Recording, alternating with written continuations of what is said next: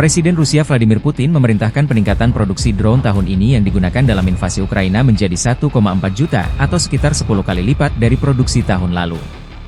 Putin menyampaikan pidato dalam pertemuan Komisi Industri dan Militer pada 19 September setelah mengunjungi fasilitas pengembangan dan produksi kendaraan udara nirawak, UAV, di St. Petersburg. Putin mengatakan sekitar 140.000 UAV dari berbagai jenis dikirimkan ke Angkatan Bersenjata pada 2023. Ia menambahkan bahwa tahun ini produksi UAV akan ditingkatkan berkali-kali lipat, tepatnya hampir 10 kali lipat.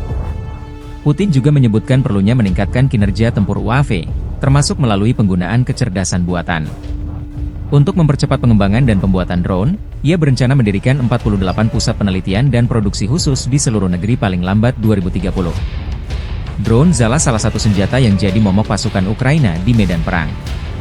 Zala memiliki berbagai tipe, mulai dari drone pengintai hingga yang bersenjata. Salah satu varian paling populer adalah Zala 42116E, yang dilengkapi dengan teknologi pengawasan canggih.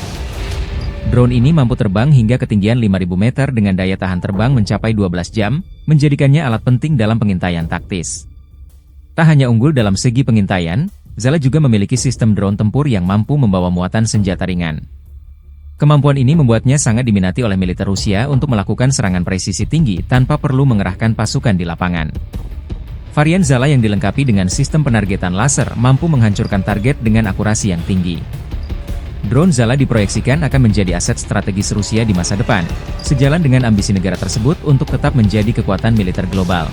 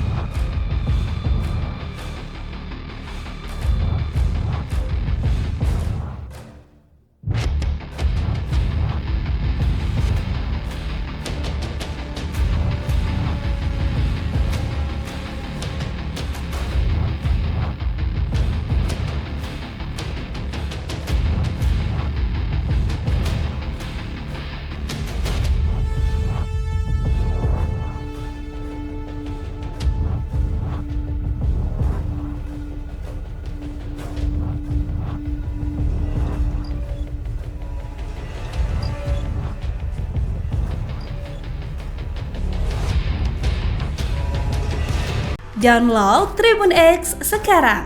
Menghadirkan lokal menjadi Indonesia.